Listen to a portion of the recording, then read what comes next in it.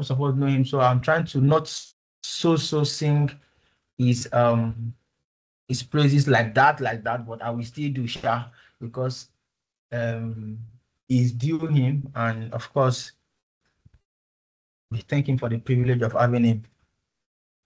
Now, beyond all that, he's a certified Microsoft certified Power BI analyst. He has over 3 years of experience and still counting and still counting. He's funny how he's also a WordPress developer. He's just an expert to the core. Okay, he's a technical writer. He is an educator. He has trained over 1,000 individuals. Apart from being a Power BI developer, he's also very efficient in SQL. He's also very efficient in other use of other tools like Excel and Python. See, he's just there. It's just him. And I think what will be enough to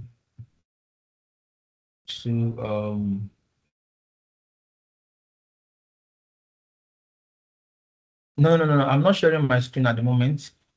I am not. Talia, I am not sharing my screen at the moment, so okay. So Mr. Mubar, please can you join your hands together? Can you clap your hands? Can you scream? Can you make noise? There are emojis to use on this Teams meeting as we welcome our speaker for the day to explore everything Power BI and beyond. Give us an overview of it and all of that. Thank you, Samuba. If you can hear me, please confirm you can hear me.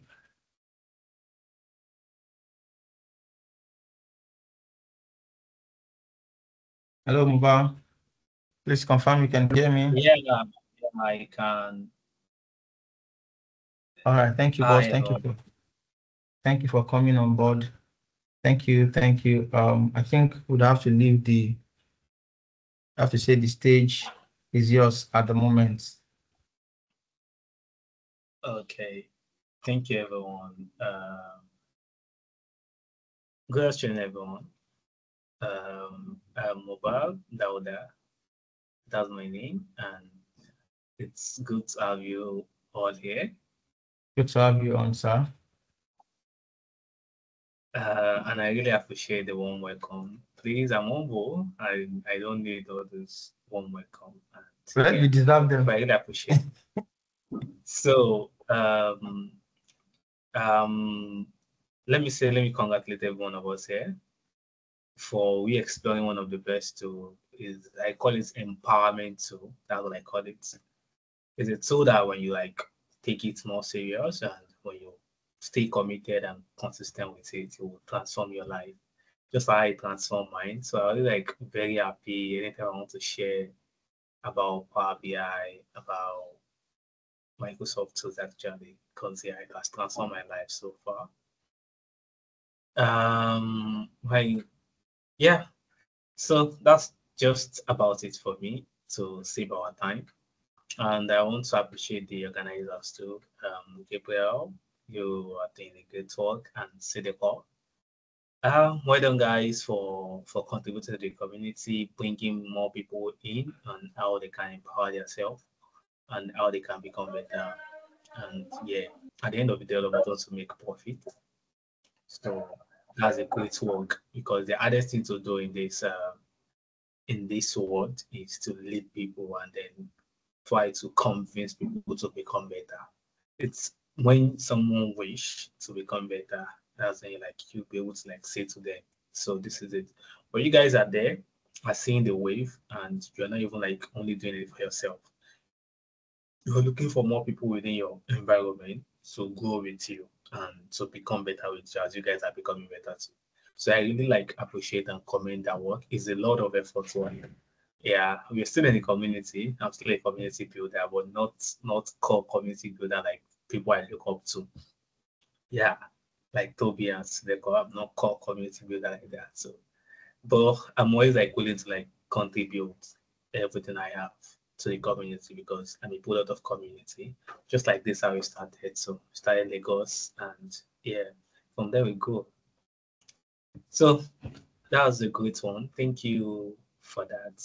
And for everyone here, yeah, I I have high hopes that we'll be able to like get a lot of things and have more clarity and how Power BI can help us more and how we can empower ourselves more better. So I have high hopes of we like going together and learning more better together as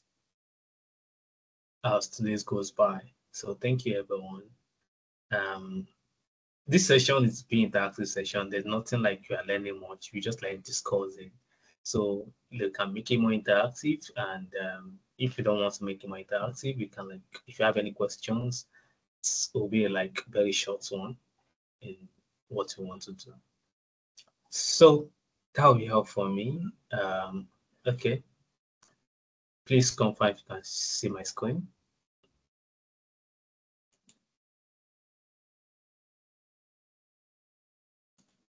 Not yet. From this end, I can't see your screen yet. Okay. Can you see my screen now? Yeah, it's coming up. Yes, it is coming up. Yes, we can see your screen. Okay. Yeah. So welcome everyone. What we have for today is everything Power BI. When you hear about Power BI, just know that the word here power, that's what it is. Power. Like anything that's Power BI, what it means like what I call it is Power BI. It gives business power. So any business that use Power BI has power over like their business. They can use data to create any powerful because when you're powerful, you can create anything, you can do anything. So Power BI gives business that power to ability to do anything, the flexibility to do anything with data. So that's what power. What I translate that power means Power BI. So that's what we have for today. And I believe everyone here has heard of Power BI before. And you are already like familiar with Power BI, isn't it? And if you are not, as I mentioned, this session is just we learning together to get more information about what Power BI is. Yeah, as I've been introduced, yeah, I'm Mubar Dauda by the name. So Mubar, the R will sound. You might be like, okay, is it Mubarak or Mubar? No, that's my name, Mubar Dauda. So a data and business intelligence analyst. I'm a Power BI developer also. I have over 2 years experience working with Power BI and over 5 years experience working with data and I have my story like that too. So I'm a certified Power BI analyst and looking forward to get more certifications. Yeah, I'm actually a web designer if I move to data because I don't like web. If I'm not a creative person, so I find it boring. So before I move, but I still do it today, usually personal and people that know me that I'm a web person. So I still do web and I'm a technical writer. Yeah, I write about everything, any complex stuff you might be going through. I have about Power BI, I have about SQL, about every other thing. Anything I know, I write about it. So, but I focus more on Power BI because, yeah.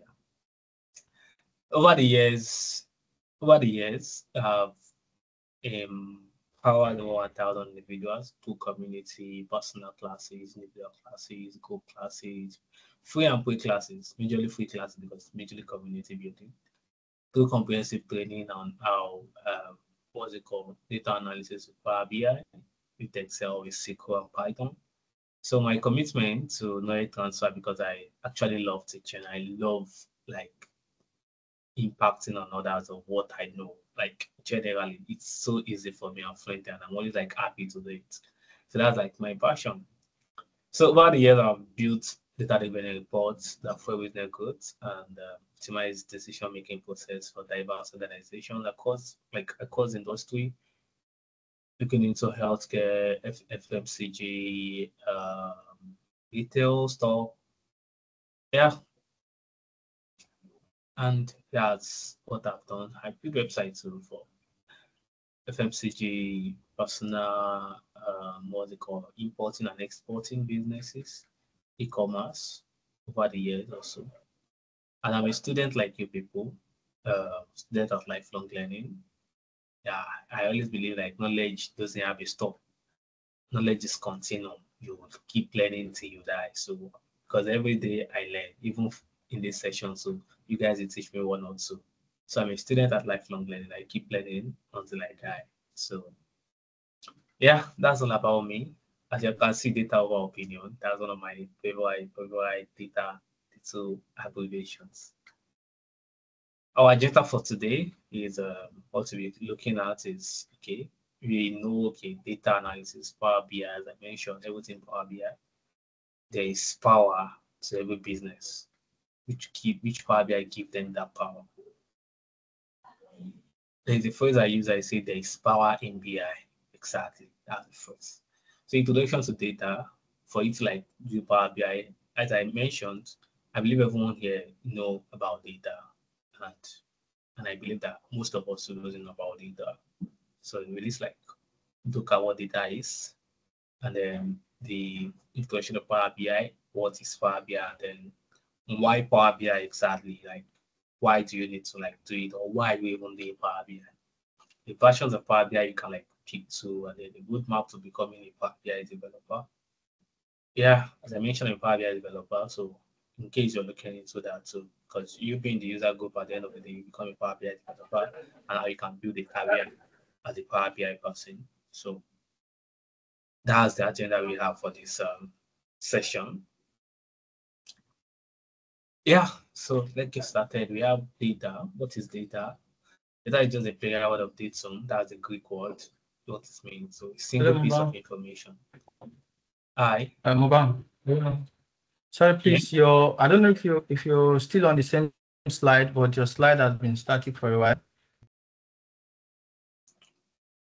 Oh, I've We're been just in the first page, presenting. everything Power BI.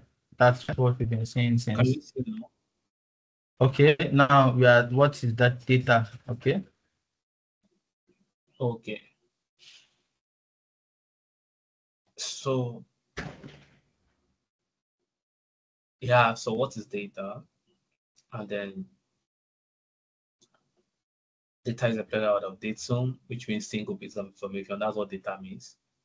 Um, Data is also the collected observations, measurement, facts, record. As when you hear data, you maybe in your elementary school, if you're doing computer study, they will say data is a raw fact. So what data means is it's just something that you don't like process. It's just something raw facts, which is raw. You've not even done anything to it.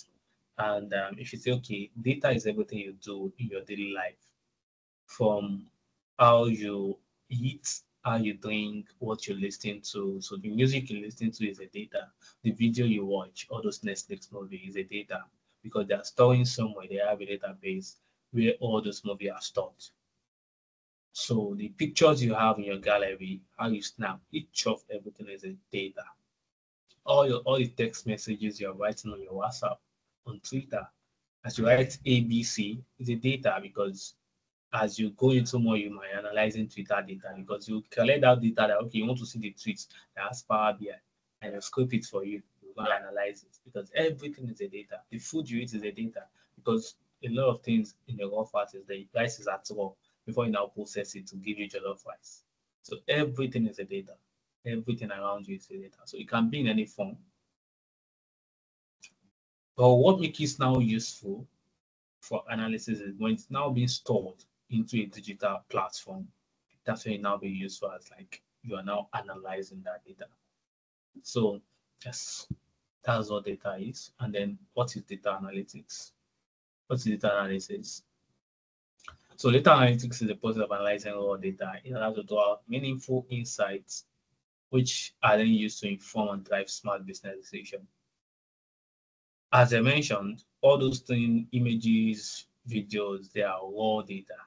And in order to draw out meaningful information, so okay, you want to know, we all know Spotify rap, right? We all listen to music. Yeah, I listen to music if you don't. But every end of the year, Apple Music you share, Apple Replay, YouTube Recap, Spotify rap, isn't it? And they will put it for you. They will say, okay, you listen to this top artist, listen to this. Because they process all those music you listen to every day from that raw fact, they have already processed it they analyze it for you and show it to you that okay, well, this is the things you do. So in the next day you say, ah, no, I don't want to listen to this type of music again. And I say, okay, I want to change my type of music. I will change my type of music. So these are things you do. And another one in just normal layman without me not going too much is, let's say you want to eat jollof rice. The rice itself is a raw rice. It's not jollof in natural. It's not jollof until you process it. You know, you blend pepper, you buy ingredients, you buy spices, pull everything together to make it turn into what jollof rice. That's just how data is. Data is that rice that you have that raw rice. All those other ingredients you buy, pepper in it, so before you blend pepper, Maggi, seasoning, salt, before you blend them, before you like process them together, before you fry that pepper, the stew, the paste, or the pasta, I don't know what they call it, the paste. Those are the raw facts. But when you now like process it together, because you know it's jollof you want to get at the end of the day, and you want people to like eat this jollof and enjoy it, you process it and it gives you the jollof rice that you want at the end of the day. When people eat, they will say, ah, this jollof is like Nigeria jollof, this is Ghana jollof, you know. One of the most controversy arguments in the internet is Ghana jollof is not good, Nigeria jollof is the best, you know, all those kind of things. And that's how it is for other food. That's just the layman of what you do every day. And those are data for you. That's what data analysis is every day. I believe all of us know how to cook. Yeah. So you cooking, you watching clothes, if you are a fashion designer, you know, you get the raw material, you cut it into the style you want, you start sewing before you give you the style that you want at the end of the day. You know the size and do the measurements. Those are raw data. So when they process it, but in business now, because now I just in business, we say data analysis is a collection analysis used to story tell. So you want business to make decision. And what decision? For every business, they want to make profits. They want to make money at the end of the day. So you having what they have in their company, processing their data to now say, okay, well, this is the why you people are not making money. If you do this, people will generate more profits. If you do this, if you stop this, you will stop losing cost. It will reduce your cost. And those are things you as an analyst need to do.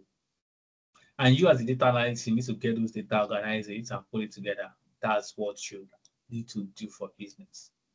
And that's what analytics is overview generally.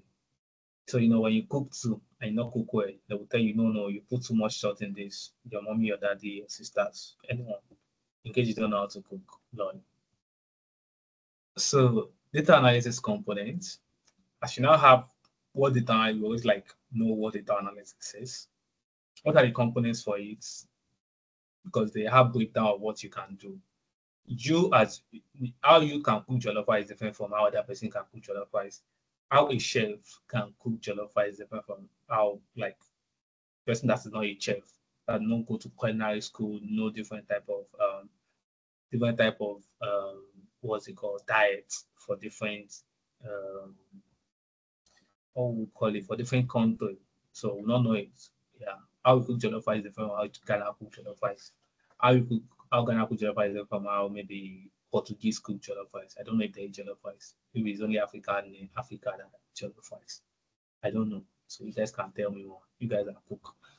So we have descriptive analytics, that's one component. We have diagnostics, we have predictive, we have prescriptive and cognitive.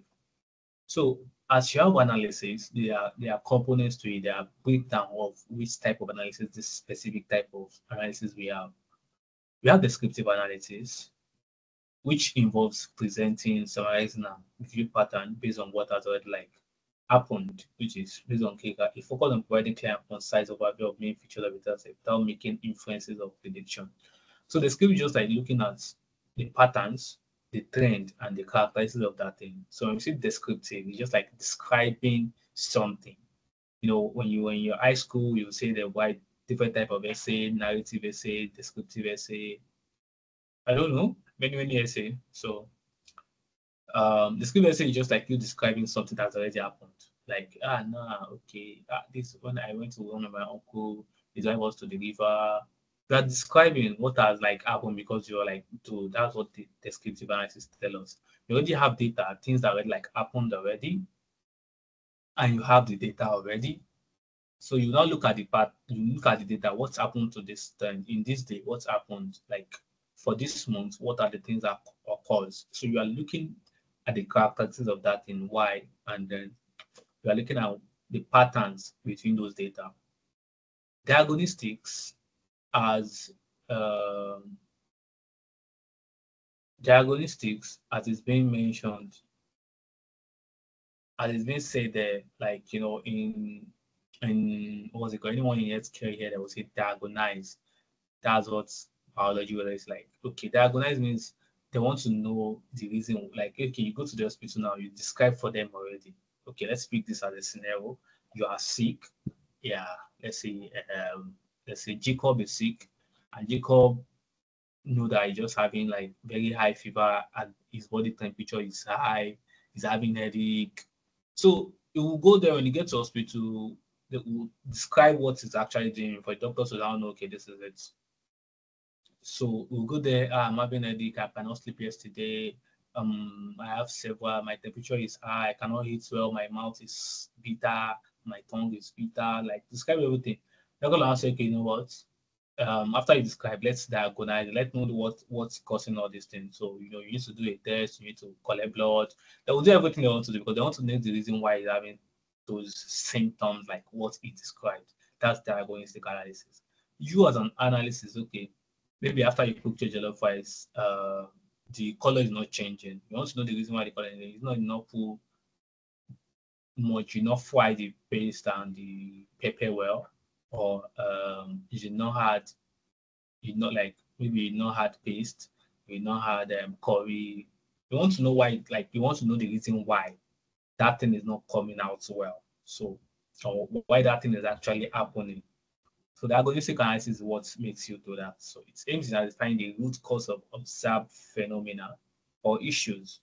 It involves a detailed examination of data to understand why certain outcomes occurred, helping to uncover relationship and factor contributing to specific situation. That's what diagnostics analytics does.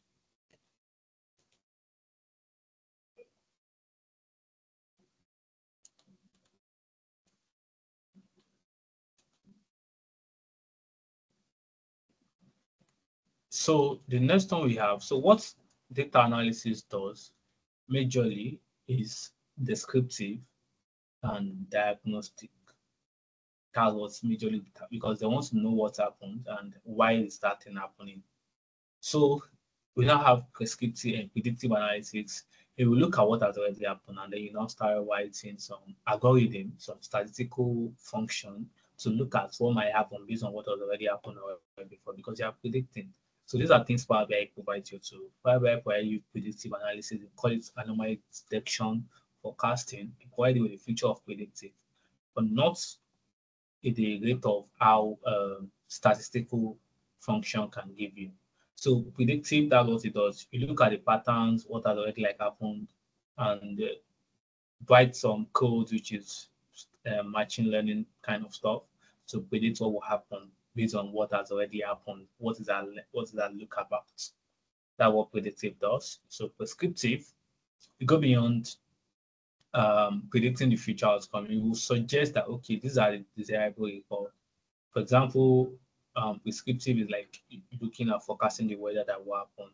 Let's say, okay, today is sunny, tomorrow is not sunny. So next tomorrow should be maybe raining because of 2 days interval. Look at what you want to do because it's really like program all these things and put something into that. That's predictive. So the type of data professionals that focus more on predictive and prescriptive are the data scientists because they write more about statistical and machine learning algorithms. They are the ones that focus more on this predictive and prescriptive. And then we have cognitive and inferential analysis.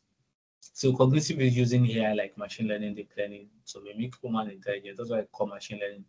You give the machine, like you write a program that will give the output, like you feed in the output and the data that will feed in the output, and you invite your machine to like train, like look at the model. These are the rules I want you to do. So if you take this and we give you another type of information like that, look at it based on the rules that we already set for you. That look at the patterns and look at the rules.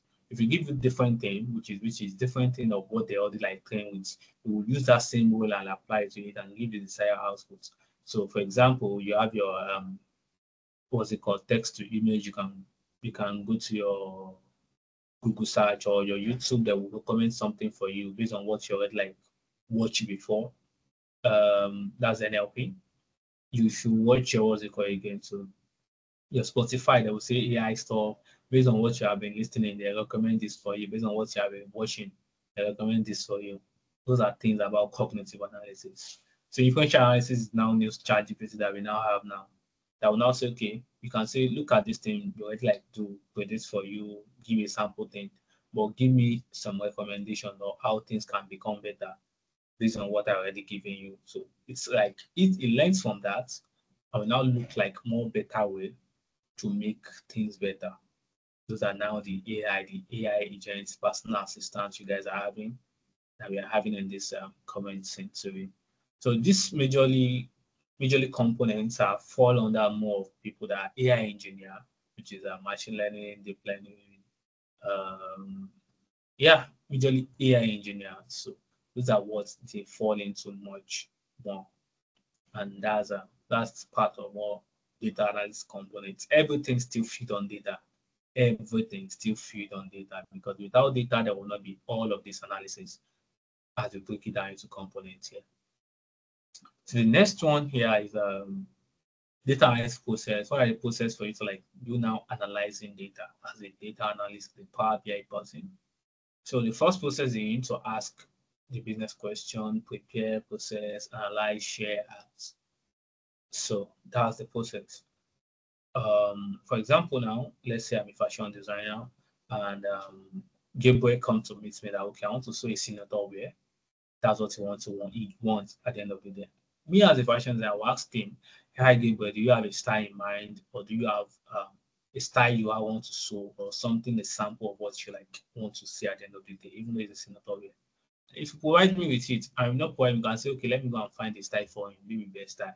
I will ask him, what is your material? Am I getting the material for you? You have a type of material, what's the color of this, These are things I will need because me as a tailor, that's what I will need to for him to sew, which is that's what I need for him to sew.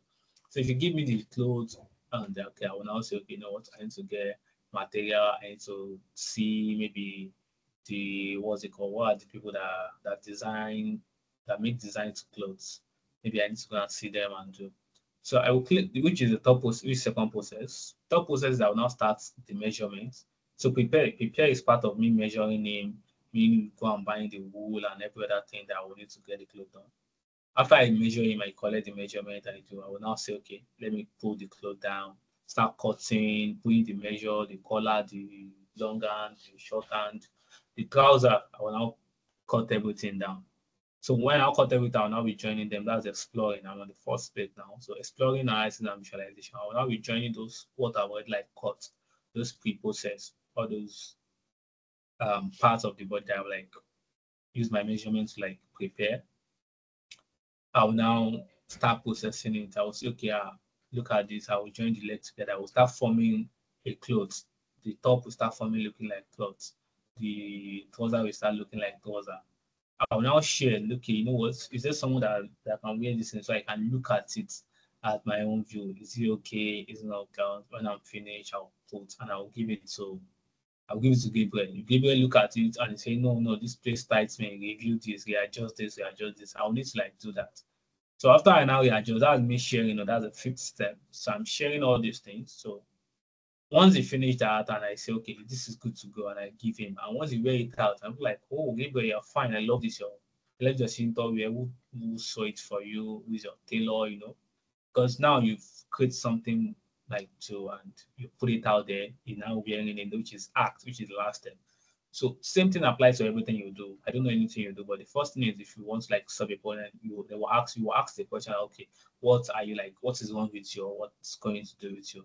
And you need to get the material of anything you want to do. It's right jollof rice you want to cook. After you say, okay, which type of rice you want to eat?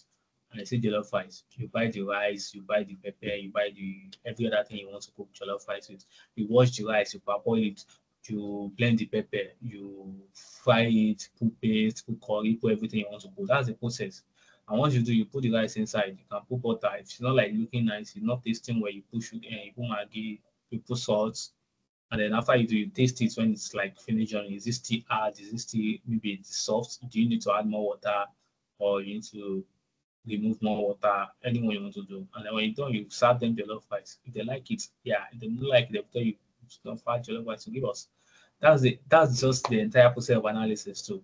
You get the business question, you get your data sets, clean the data sets, and do EDA, which is explore the data, and then start building your visual, communicate the exactly of what they want to see, and then you share it with your stakeholders to make business decisions. That's just the process. What you do in day-to-day life is what is an analysis for you.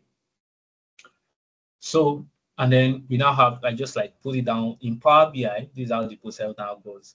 That's data analysis in general. But in Power BI, this is the process goes. You collect the data, which is gather the data or get the data into Power BI. You clean the data in Power Query, and then you build a model and you build a visual, and people start making decisions. This is how the process goes in Power BI. But generally, this is how the entire data goes. But in Power BI, this is how you like process goes. And data is applicable in different fields. Anywhere you are, any different industry you are, you can apply data there. And there are different tools for data. You have spreadsheets, you have visualization tools, database querying language, and all these things you can use to like get data. But what you're focusing on, which is one of the best leading tools, is Power BI. So, what is Power BI? Are we here? Power BI is a collection of software service, apps, and connectors that work together to turn your unrelated source of data into coherent, visually immersive, and interactive insights. That's what Power BI does for us. Microsoft Power BI is a business intelligence tool created by Microsoft that helps understand trends and derive insights from your data so that you can make tactical and strategic business decisions. They also help you identify patterns in the mountain of data your business builds up. So, as mentioned by Microsoft here, it's collection of software service, apps, and connectors. Power BI is not just to just build visual. You can connect to different services you want to do. You can connect to any data source. You can build any app with. You can connect any app to Power BI to create interactive insight. That's the word. Visually immersive and interactive insights. What people will see and they can interact with it and they can do. Why Power BI? People see Power BI as visualization tool. As we mentioned there, yes, it is a visualization tool, but Power BI is beyond visualization tool. It is a business analytic tool that excels in delivering self-service business intelligence solution. When it means delivering self-service business intelligence solution, it means you can transform data with Power BI, you can create visual with it, you can set up administration, how people collaborate with it, how you can share it with people, how you can integrate it with anything you want to integrate with for people to be able to make decisions easily without knowing how to code, without knowing complex development stuff. Anybody that doesn't know can just come to Power BI from any report you built and come there and pick up the insight they want to do, can even pull out some data they might need to do by themselves. That's like self-service business intelligence solution. Not much people need to like know the complex stuff. It's built for everybody across every level. So you build a solution for the stakeholders to know, the users to make decision. They can just go there, look at it what they want to do, interact with it, select what they want to select, and they will get it without needing complex knowledge. That's what Power BI is. It's allow users to identify threads in real time and add brand new connector that allow you to up your game campaign. Because you have the web features, it can be accessed from pretty anywhere, as I mentioned. So anybody can like get it anywhere. It makes business and makes insights easily to be accessible, so people can make decision, informed decision, and strategic decision at the right time. So the reports and visual generated from it are shared with other users to mention all of that. So why Power BI? Yeah, this is the reason why I like say why Power BI. If you're like taking Power BI today, you've like had the better advantage. Power BI is very easy to learn. The easiest thing you can learn. Like if you want to pick up Power BI, picking picking a BI tool and you want to help business to solve problem faster, Power BI is very easy to learn. Data consolidation, it has the power to bring data from anywhere and put it in one source, which is Power Query can connect to any connection, whether database, whether Excel, whether CSV, whether websites, anywhere your data might reside, CRM tools, Power Query will connect everything and bring it into one thing. Microsoft integration, because the Microsoft products you can integrate Word, Excel, SharePoint, every other Microsoft tool, they can integrate it to Power BI to achieve what you want to achieve. Analytical engine, as I mentioned, Power Query provides you to transform, to clean data efficiently without needing to write code. You don't need much SQL, you don't need more Python to clean anything. Power Query just with the with the UI only, you can transform data with the UI only. You just select remove column, it will remove it for you. If you need select column, it will select it for you. If you need to replace value, just select it. Everything is already like built in, just like how we have in this layout here. When you click layout, it will be layout. When you click on paste, it will paste. That's how Power Query is built for you to clean data and transform data without you writing anything. Distribution platform, yeah. Power BI has a platform because it has the web features. You can share Power BI on the internet. You can share Power BI on the internet. You can share Power BI as an email. It's so easy where you can like distribute it for people to access it anywhere. There's Power BI mobile, there's Power BI paginated reports, a lot of things that you can do. It has a lot very little distributed platform. Cost perspective. So when we say cost perspective, Power BI is not expensive. So if any that's why organizations are adopting it a lot. Power BI just like 8 years, and a lot of organizations has surpassed a lot of BI tools that are over 15 years, 20 years in just 8 years because it is cost effective, it is not expensive because and now more organizations are picking it up. So the more organizations are picking it up, the more the demand for the Power BI developer is increasing. So that's why it's like these are the reasons why you should learn Power BI and why you should embrace Power BI more better and be more committed to it. Because the more organizations are adopting it and migrating into Power BI, the more the demand for Power BI developer is becoming. Enterprise integration, you can integrate Power BI to enterprise solution like CRM, Dynamic, and other things. Business continuity. So when you build your Power BI is on one version where everything is there forever and you can continue from anywhere you want to continue from. Because these are the reason why like these are the reason for Power BI. So if you're a Power BI person, these are reasons for you. What you have next? Power BI versions.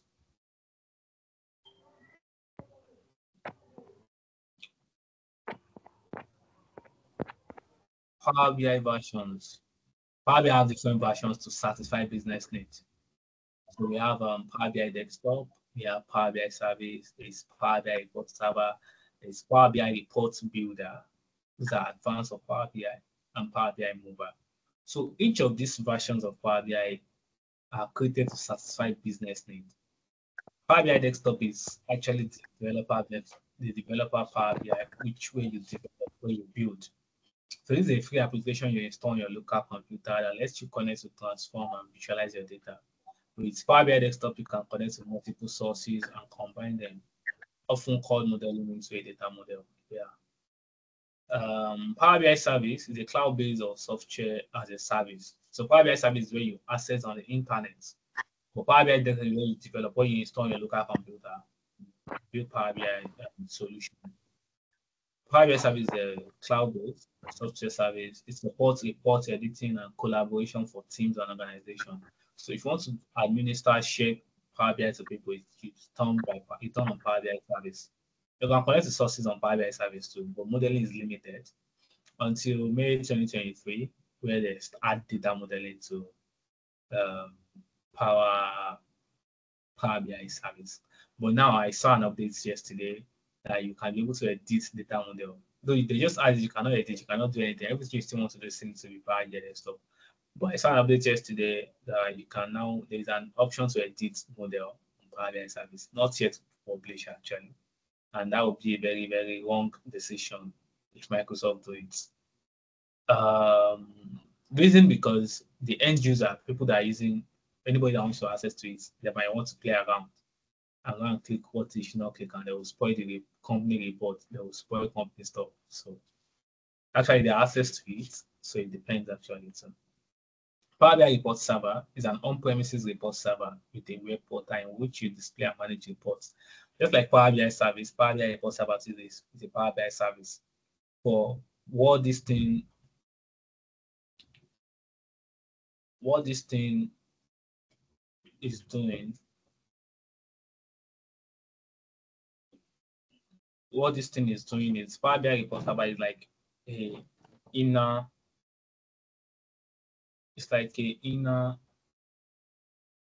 it's like an what's it called, intranet, which is on premises. When we say on premises, is you can do what you can do on Power BI service. You can share to people. You can create access to you can create access to what you want them to see. You can create access to what you want them to see, but it will not be on the Power BI side. It will be on the company's information. It will be on the company's information.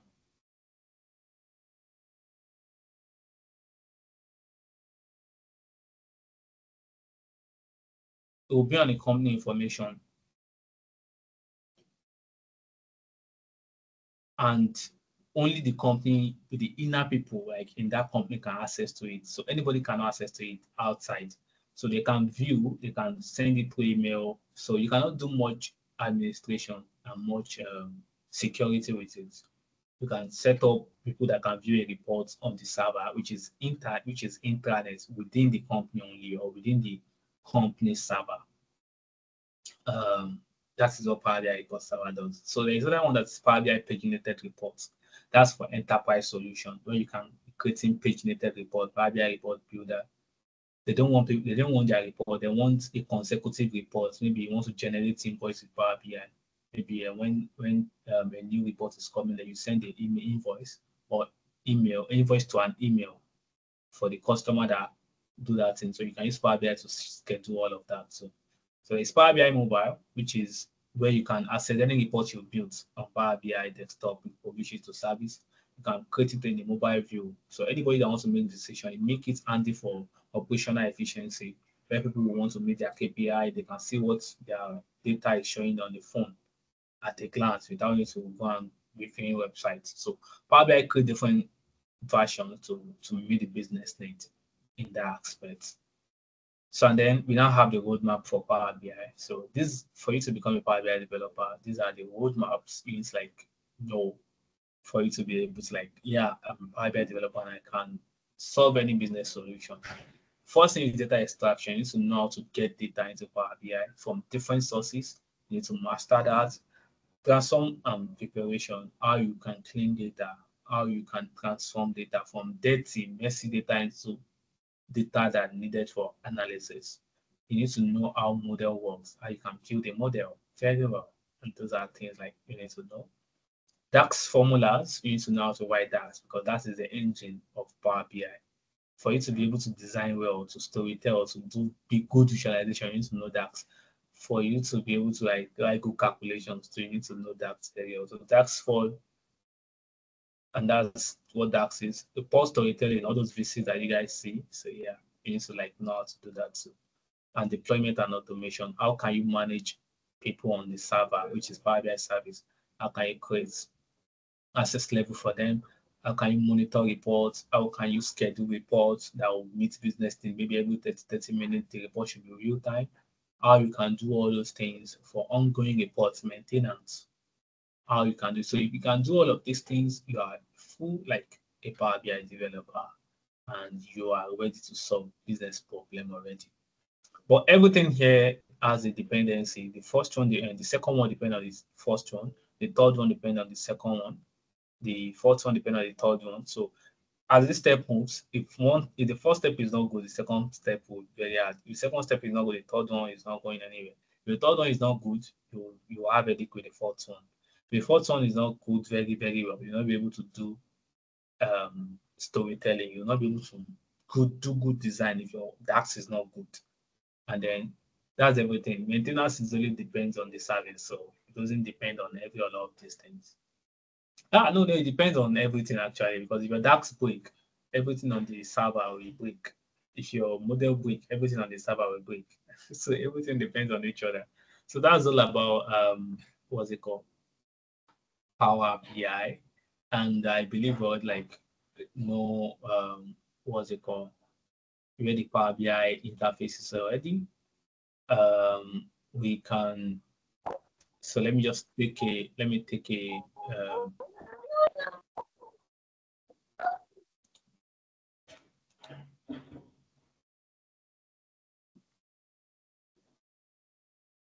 show us how the interface of Power BI looks like, and then we can now take question after that. Point for BI.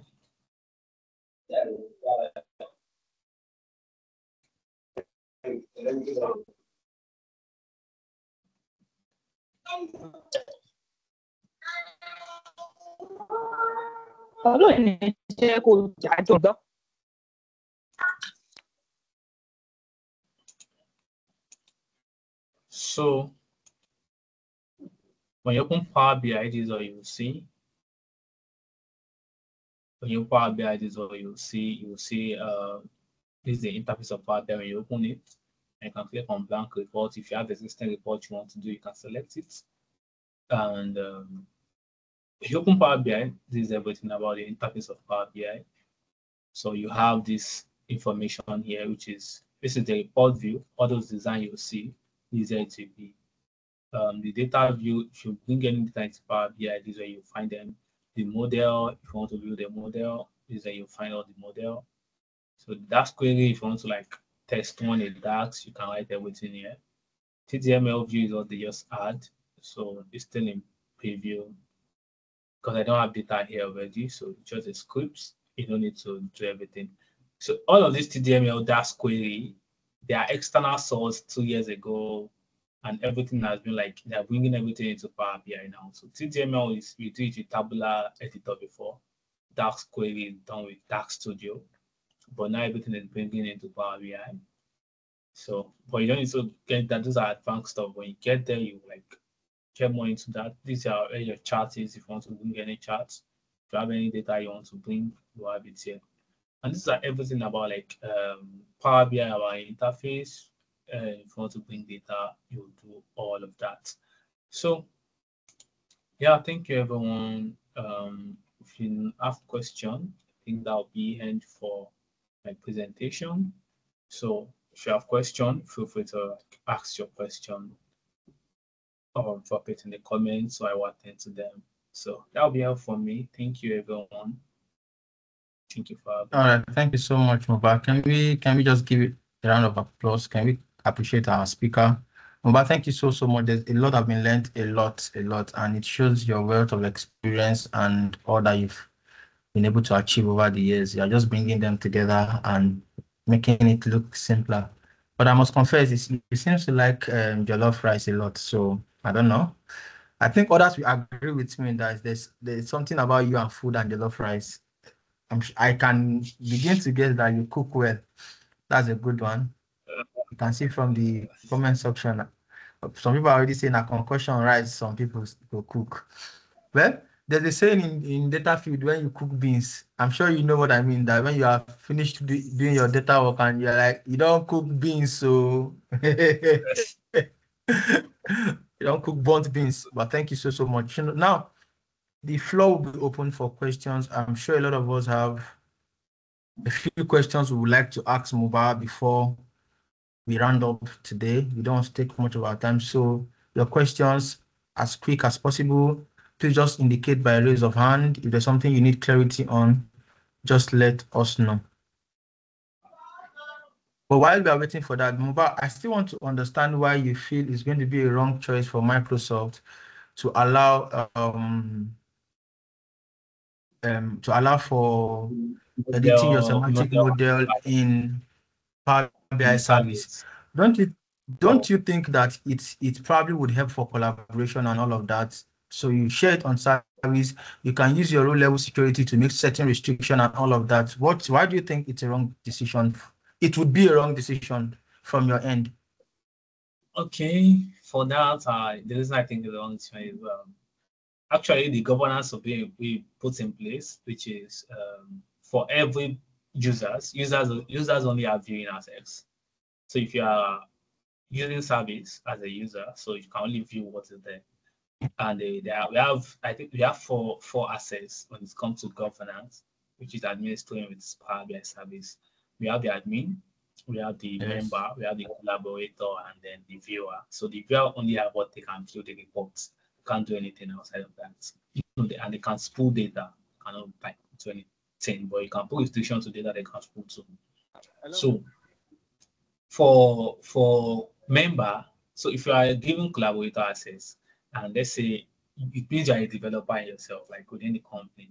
Let's say you now have maybe a junior developer that you're starting and you're just like trying to explore. And oh, this is a this I can edit model. Let me go there and do and fix everything. It's one of the things that is the one thing because people are always like curious, like me, yeah, I'm curious. It's what I can actually do, but because they have already have the experience, and somebody like me too can be there, and they're curious, like what's this edit stuff, and start playing with it, and before you know, it's not like they are not happy or they don't know it, but they are not so more aware that okay, this thing actually works for this. So it still fall back to the it's good for collaboration when it comes to being in the admin. For admin actually to do quick fixes, it's a very, very huge contribution. But leaving that side apart for every other person, it will be a bottleneck for the company. So that's my own thing before people get adapt to it. You still fall back to company structure, how you organize and what they can do, the compliances. So that was I see in that part. Okay. Okay. Thank you so much. So I think I have some questions in the chat section, and then somebody is Okay. asking, is it necessary to always use DAX when performing data analysis? Yes, you cannot do analysis without DAX if you're a Power BI person. You cannot do analysis without DAX if you're a Power BI. Everything that you want to do in Power BI falls with DAX. So everything you want to do fall in DAX. Okay. So please, if you have a question before we call it a day, please just raise up your hand, or you can use the chat box. Everything you want to do in DAX, in Power BI, you will need DAX. The more reason why you would have to understand DAX, and the more reason why our next meetup will be focused on DAX.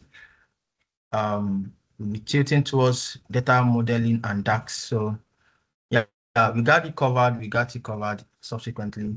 But then any other questions, please, before we go?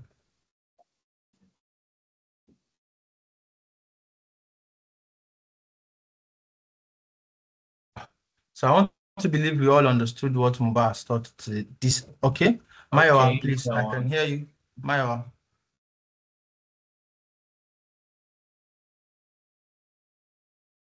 Hello, Please Mayowa. unmute your mic and speak. Hey.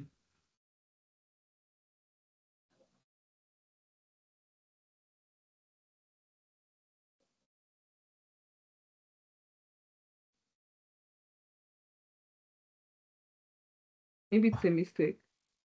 Okay, maybe it's a mistake. And any other question? Okay, yeah, I want to ask a question. Can I go ahead? Okay, please do. Please go ahead. Um, Concerning this Power BI service, okay, please can you throw a little more light on the Power BI service? Like, is it very compulsory that one has to do that? Is that the only way one can share his or work on Power BI instead of the PDF? We know after exporting to PDF, there's no interactivity in PDF, but when you do it on Power BI service, so is it a must to share for that Power BI service? That's what I want to know. Thank you. If I get a question well, it means is it a must to share your reports on Power BI service if you want to share to people?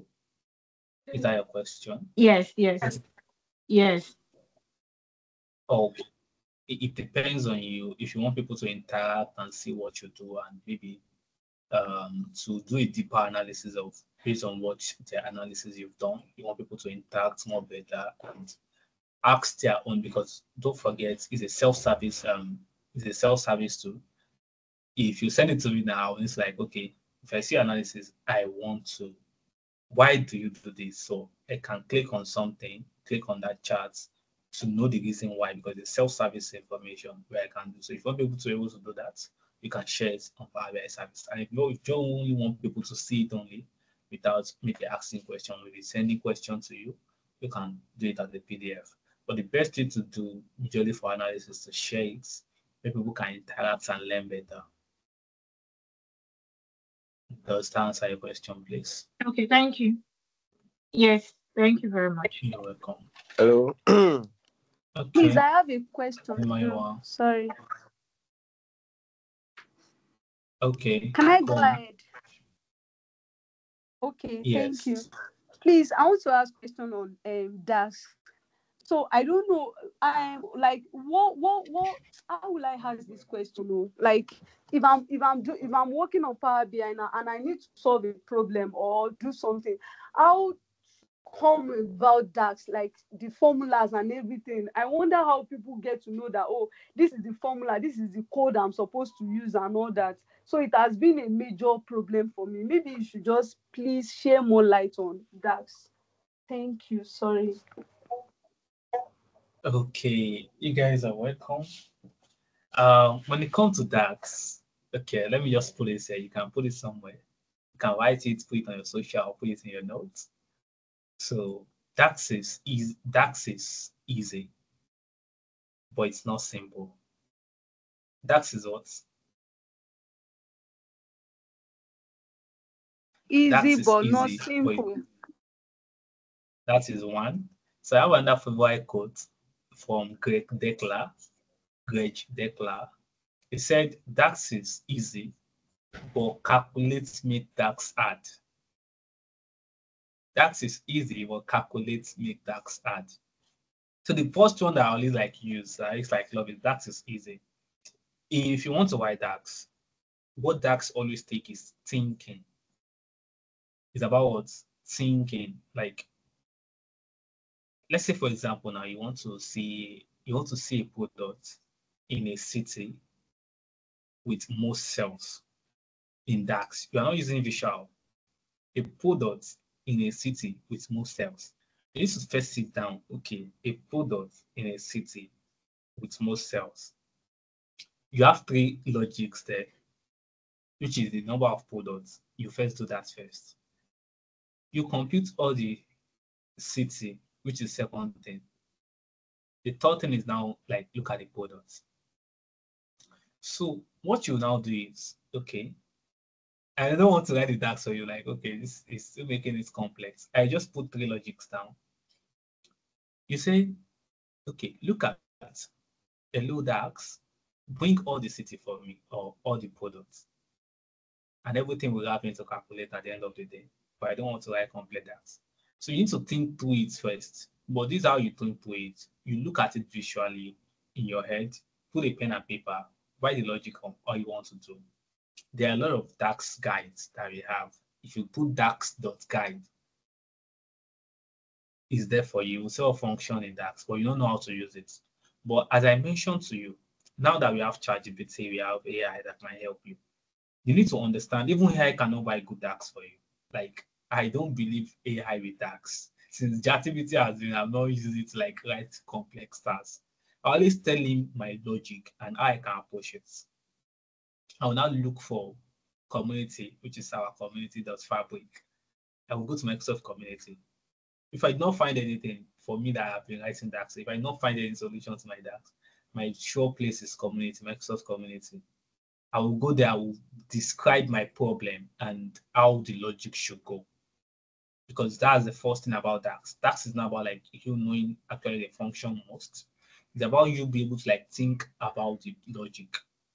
So can you share me like anything you guys like compute before, and I'll put the logic down for you how you can like achieve that. So for you to understand that, don't forget you need to be able to put down your thoughts and logic, like think it through. If that is easy, when you now see people writing this for you, like, this is something so easy. But because it's not simple, because the thinking is not the simple part. It's not easy it's not simple to think. You need to like look at different scenario because the real life scenario, that's why AI cannot even write very, very well tasks. It can write basic tasks for you. But anything that require business problem, it cannot because it requires a thinking problem. That's why we still have some Power BI developers that still like having disputes about AI being writing that, putting AI into that. Copilots at Microsoft are saying they're using copilots. It cannot write business tasks because it requires critical thinking.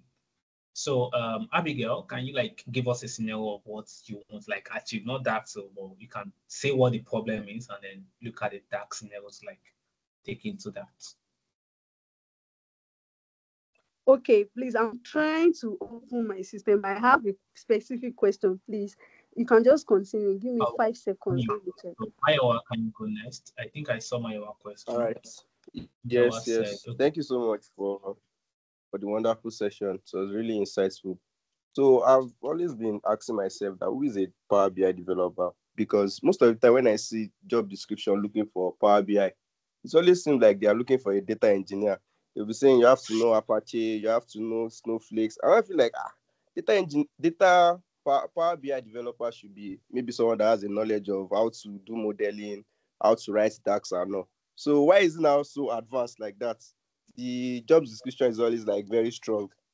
So that's my question. Thank you. All right. As you mentioned, it's Power BI developer. So before I transition fully into Power BI as my full stack, I had an experience in 2022 where I got a contract role with one company in US, and what my work only was front end Power BI developer. That was the job role. Front end, a Power BI developer role. So, but everything I do there was front end, and that means front end Power BI developer was I I only work on design. They will bring a design from Figma, from PowerPoint, through the icons, how they want it to look like. And my task is to recreate that thing exactly in Power BI, put bookmarks, and do everything only in Power BI with dummy data. So once I'm now finished, they will now give the backend Power BI developer, people that do the cleaning and do the model. I will send that my file as a template to them. They will now plug the model to it. That's what that function does. And these people know. So when you say Power BI developer, it means you are not only like you building visual. So it depends on if you want to be a data visualization expert or specialist in Power BI, that means you're focusing more on Power BI front end. So Power BI backend, that's when those are people that they created this DAX query and TDML for. It's beyond only being build a model. You need to know how to connect SQL. You need to know how to connect to write SQL, how to connect to web portal like Azure, how to connect to other platforms, DBT, Google BigQuery, how to put your SQL there and do everything you want to do and bring it to Power BI. Or bring it to Power BI and do everything you want to do in Power BI and create a model for that. So it's not only as you go in your career, forget about the job description you are seeing. They don't know what they are putting. Apache stuff, they don't know what they are putting. That's just it. If you got a company or you get a work sometimes, as I mentioned to you, I see Power BI developer. And only what I worked on all the 3 months contract was me just designing. And I hate design. But what do I want to do? Like I design, like I saw the power of Power BI because I learned about bookmarks a lot during those years. So anything they put for you, what you need to know is what I already like listed out. for you as a Power BI developer, know how to transform very well. People call me Power. The tag I use, if you follow me, I'll say Power Query everything. There's nothing you want to do, bring it in Python, that will do for you Power Query. Because I already built myself and try to replicate all those SQL process and do in Power Query. And that makes you a Power BI developer. It means you can do any transformation on data flow, which is Power BI service, and Power Query. You can do any transformation with that. You need to know how to write SQL too, because it's beyond in Power BI now. You need to optimize process, how to not make process slow. So you need to know how to write SQL and to use all this Azure Data Factory, DBT. They are SQL based, they are SQL built. So putting that in job description, SSIS, yeah, these are SQL, like SQL Server, SSIS. It's mainly like automating flow. They are SQL, and business need them on their daily process. They don't store information in a Excel or CSV again. They have a CRM, they have a database, database, that all this information, because we have robust information now. And the only thing that can bring that is SQL. So all those SSIS, you might see SSIS is important. If you see SSROS, it means SSROS is like Power BI report server, as I mentioned. They are intranets. It's not something you can access on the cloud. You will join the company, because their cost is less less expensive than Power BI service, like all those integration service. So if you see Power BI ROS, Power BI report server, SSROS, it's the same thing. But before they build Power BI, SSROS is the first thing that Microsoft built. It's like that same thing you see. It's limitation. The visual is limitation. Like in my home now, I've been using Power BI report server for like almost 2 years now. I've been using Power BI service for like over 2 years. I've been using both of them. SSRO is what I like pick up, but you need to write SQL. SSRO is like a paginated report. So these are things like you do. I have plans on how I can break all this down in like what I will do. So when it's ready, I can put it out to the community so people can learn what it's just the same Microsoft products, but they are old version. You write SQL to do all those reports. But now you don't need to write anything, because they use self-service where you don't need to write any scripts. You just need to drag and drop and plug in what you want to plug in. So all those Apache you are saying does this one, they are just the main thing you need is SQL, very strong in SQL and very strong in Power BI. That's what I would say that will make you become Power BI developer. So if you want to focus on front end, you can focus on front end. You will see people that know how to design visual. Me, I don't know how to build visual. Not like I cannot build visual well. I cannot do all those aesthetics much. But if you give me aesthetic money, I will design aesthetic much for you. Because I dedicate to go and learn design for like some months, because I want to design aesthetics. Don't use me to laugh for.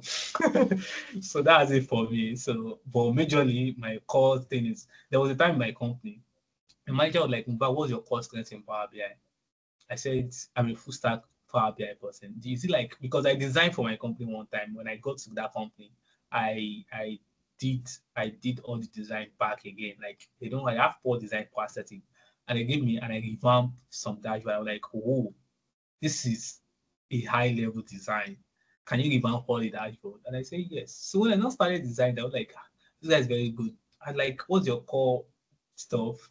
And I say I'm more logical person. I say we can design. I say I'm a full stack person. It's just like what this guy see.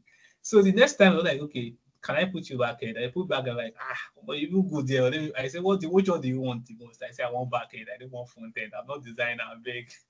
So that's it for you. So when you become a Power developer, it's very easy for you. So you becoming a full stack, you can transition and get any role. You can even apply for data visualization expert for only Power BI only. You can apply for another role that is Power BI developer, which is BI developer. You'll be doing more backend. You'll not even go front end at all. So these are things like you can do, make you be flexible and provide opportunity for you.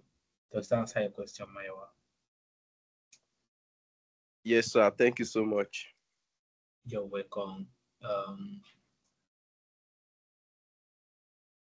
Hello, Mubar. Somebody Can you hear asked me? if calculated column and Yes, measure. and measures in Power BI. And when Yeah. should each be used? Can I use my mouth to say that? Let me see if I can share my screen so I can make it easy.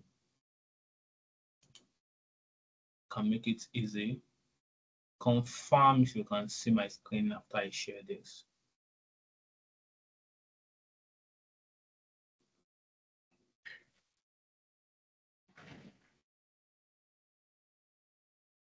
So I'm trying to share my screen now. I cannot make it a little, it's a very tricky question. So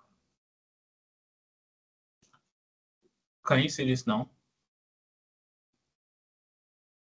It's coming up. Okay. Please confirm if you can see it. That's up now. Okay. So when we say measure and calculated column, measure are dynamic calculations, formula where the results change depending on context. So measure are using reporting that support combining and filtering models data. Leave all this stuff. So when we say measures, we calculated column first. Calculated column is using DAX formula, same thing as measure, but it's created a new column for you. That's what to do. So in nutshell, calculated column, okay, I'll come there. Increase your model size. So your calculated column is going for slicing and filtering value. So when you want to do more of slicing, you want to create something to filter, you will need to do that's where you can use calculated column. Like it's not you cannot use for any other thing, but that's the best practice. It saves results in the data model because when you create a new calculator, it calculates row by row. So let's say you want to do it, maybe sales price, and you have unit price and quantity. So for you to get sales price, you can create a new column to say unit price and quantity. It will calculate row by row. It saves results in data model and it evaluates while reloading the data model, not while executing the query. Note this list here. So it evaluates while reloading your, because when you create a new column to your data model, your model increases, which means that table increases. You add a new column to that table that increases the table. That's the first thing you need to know. And then when you now maybe refresh or you are loading a new thing, it will load, you first finish loading your model, will now load that column that you created again. So it takes time. It's consume your model. You can see it's consume memory, which is increases your memory size. So if you for example, like do this, like I think I explained some people in my classes yesterday. No, this morning, today's Saturday, yeah, this morning. So consume memory, the more you do, let's say your file contain maybe 20 KB, when you're now adding more calculated column, you see that your report will be getting slower. The more it can increase to maybe 70 or 80 KB because you've added more size to your model. And how calculated column works is evaluates per row. It evaluates per row. It's a row by row calculation. That is it. So for you to understand calculated column and measure, there's what we call row context and filter context. What I will do is I will drop a resources down here where you can read about it more better. So for measure is the same thing like DAX that you're creating. It's you use measure when you want to do aggregates of a column. When by aggregate, you want to do sum, total, average, you want to do something like two. And it's evaluated so that it's not by row, just like calculated column. So when you do a measure, you know that when you put a measure, it only give you one single value. It doesn't give you that row by row that calculated column will give you. So if you put a card, you put it there, it will give you one single value. It calls CPU instead of memory because it doesn't create a new column to your model, or it's storing your model as a virtual data, like or a virtual result. When you put it in the chart, that's when you will see a measure. You will not see it when you create it. If you have created a measure before, you will not see it when you create it, like calculated column. When you create the calculated column, you will see the results in the table that added a new column. But a measure, you will not see the results until you put it on a visual. So it evaluates while you put it on a visual. That's when it started its own execution, like it started loading. But for what's it called? For calculated column, as you are doing it, you will be evaluating on a row by row basis. And don't forget, measure always has one answer in any visual you want to put it to, because it's do filter by filter row. Like there's what we call row context and filter context. I will share a resources where you can read more better after I present this.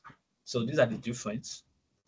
Calculated column for measure, definition and result saved in data model. So any calculated column you create will be in the data model. The measure is saved in the data model, but the result is calculated when the visual is created. That's the difference between them. So as you can see, calculated column here, when you put something, you will see the value here. But in the measure, it will not be here. It will just store in your data model. So it will execute when you put it on a visual, which is on a chart. So usage, the best process of using calculated column is when you want to create a slicer or a filter or you want to create a row or column stuff. So if you want to create a column that you want to use to filter something, that's when you can create calculated column. That is best practice actually, because majority of anything you want to use calculated column to do, except slider and filter, you can use measure to achieve that. Can only be used as a value in a visual and do virtual level filter.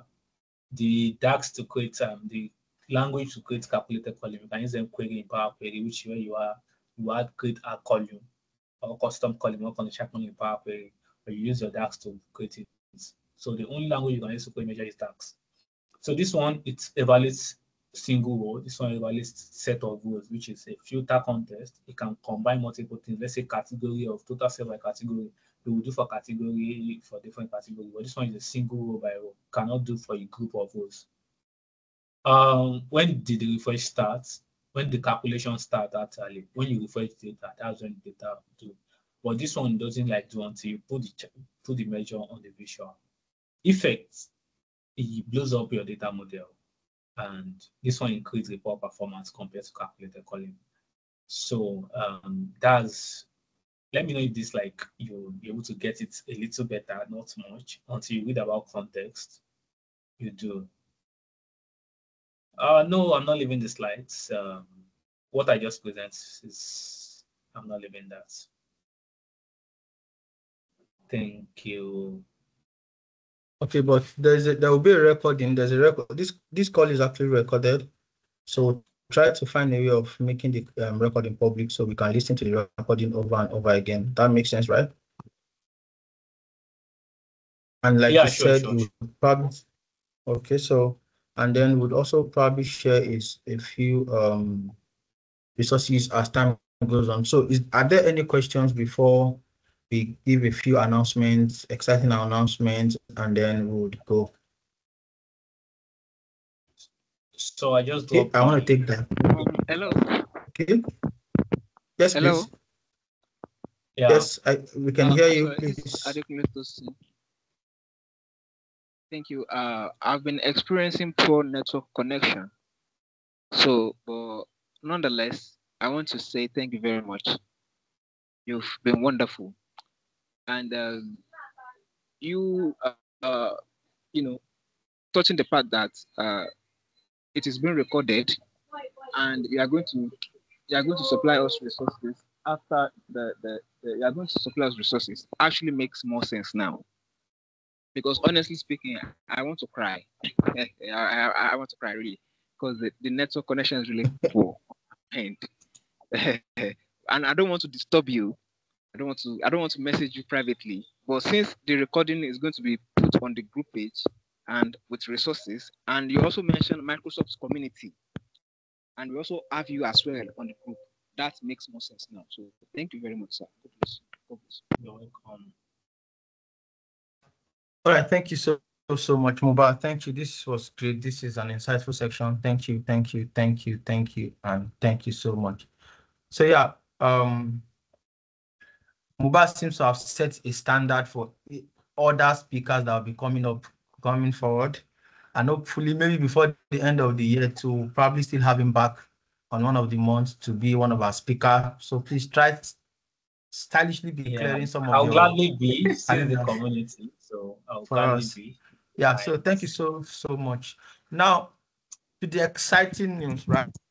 Please now let me express my gratitude as well, okay, bro. How about? Okay, ma, sorry, ma. Thank you very, very much. We are indeed very grateful. Thank you so much for doing this with us. Like, I've just been, my notes is full. I've been learning a lot. Like, the knowledge is, I don't even know what to say. Just thank you very much. Thank you so much. We are grateful. Thank you so much. Please, Gabriel, you can go ahead. Thank you. Okay, having expressed your gratitude, Sid. Thank you so much, Mubar. Thank you so much. So, like I was saying to the community guys, please stay tuned with us. We have exciting things coming up for you. We have exciting things, and what we intend to do is to ensure that these stuffs meet both the beginners and the intermediates. So, from tomorrow, you'll begin to see a few changes, especially on the WhatsApp group. And we'll be having two groups going forward. We'll probably have a community, and then we'll split initial WhatsApp group into two. One will be focused on beginners, and the other will be focused on intermediate and advanced level. Okay, so so that we can be able to track progress. Remember that the reason why we are having a Power BI user group is to be able to ensure that we are growing and we grow. So we would I think somebody is asking how can we join the community, the WhatsApp I'm group going to especially. respond Of course, all right. So what we are saying is that we are going to be having two groups going forward. We are going to have a group for advanced, and then we are going to have a group for beginners within the same community. And the reason for this is because we want to be able to measure growth and want to be able to be sure that people are growing, right? So in the month of February, please brace up. There's going to be a 28 days challenge, and it's going to be solely on Power BI. I was thinking some people will be clapping already. There's going to be a 28 days challenge beginning from February 1st, and we're trying to create two different materials, two different roadmaps. We're going to be creating roadmaps for beginners. We are working on that. It will include YouTube videos. It will include possible projects. It will include learning. So the idea of this is that from the first day of February, there's something you will learn till the end of February.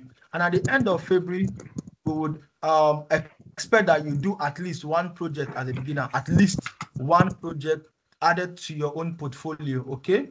We'll do one project as a beginner, and the same goes for intermediate and advanced. We'll create a roadmap, learning roadmap, not like for them as well, for us as well. And then we'll talk about more advanced stuff like Power BI service, the workspace, what's it called, management, row level security. We're looking about advanced DAX and all of that. And so at the end of it also, there's a project that will likely be adding to the roadmap and ensure that you'll use that project and use that roadmap. And then from that roadmap, you have a good day.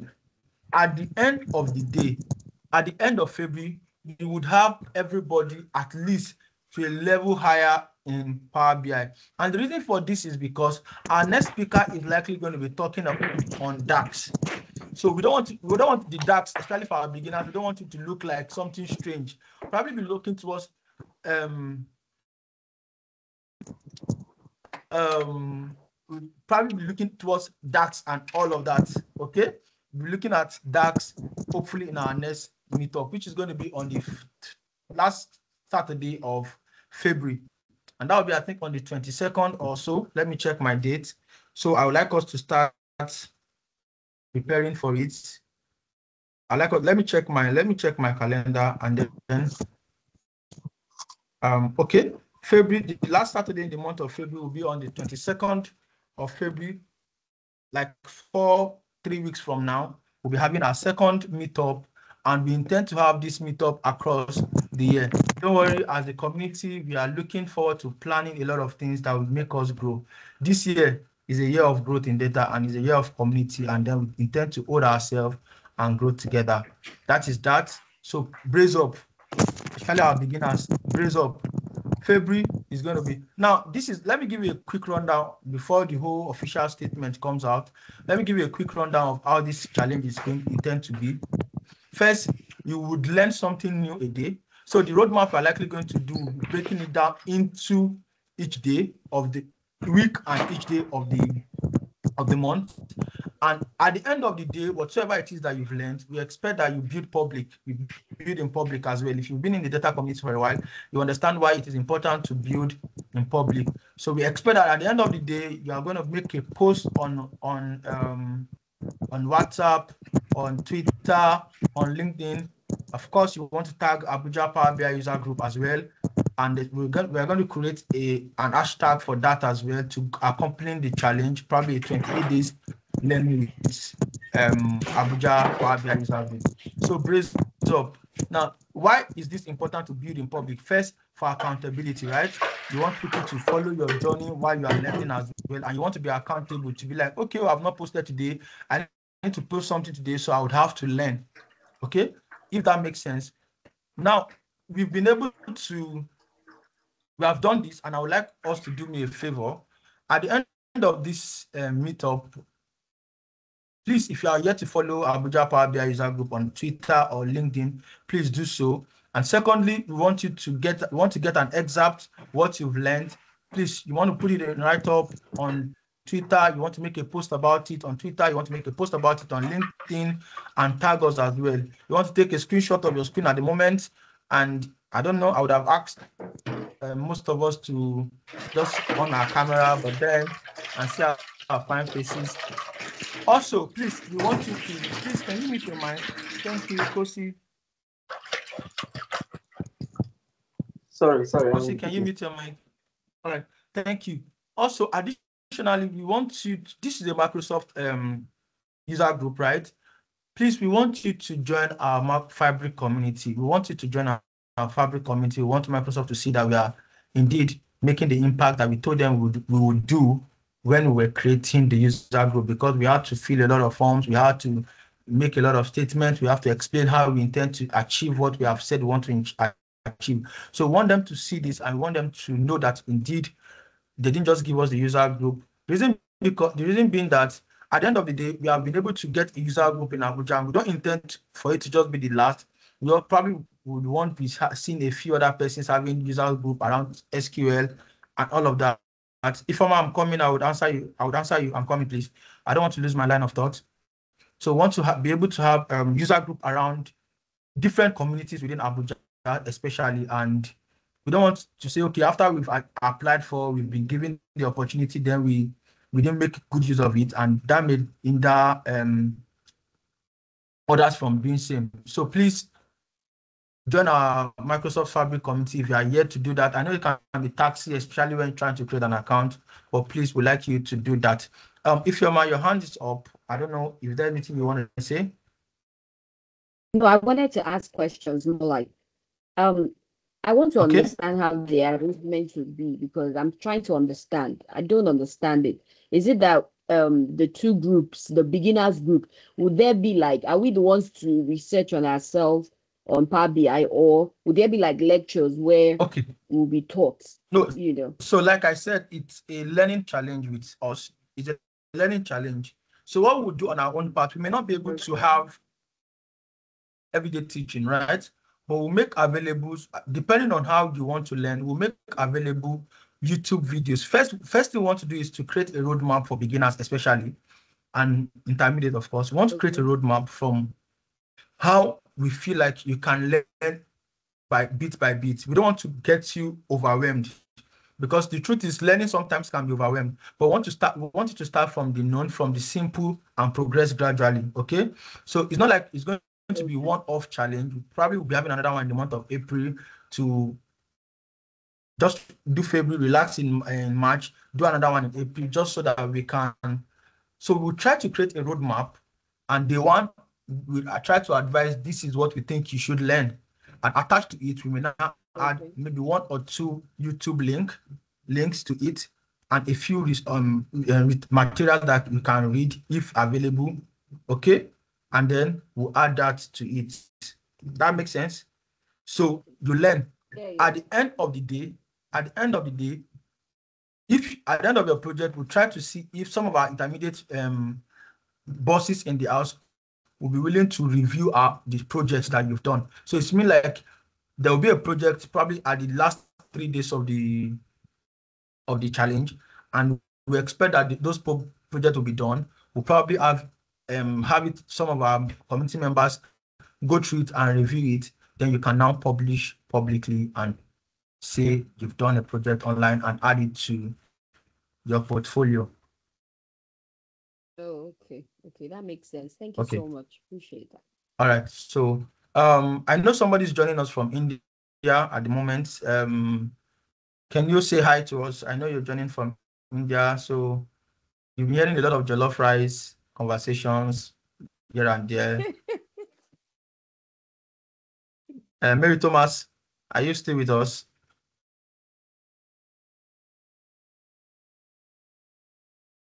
Okay, I don't know if she's with us. So thank you so much. I don't know. See, do you have anything else to add? before we call it a day? Thank you for your time. No, you've practically said everything. I just want to thank everybody for joining, and we're so grateful for your time. Thank you so much for participating as well. And I hope we can do great things together as a community. Thank you so much for joining. All right. Thank you Can so you much, share everybody. the You can take WhatsApp it. link again? Okay, Can the you share Okay. the WhatsApp WhatsApp link. link again, please? Okay, I'll do that.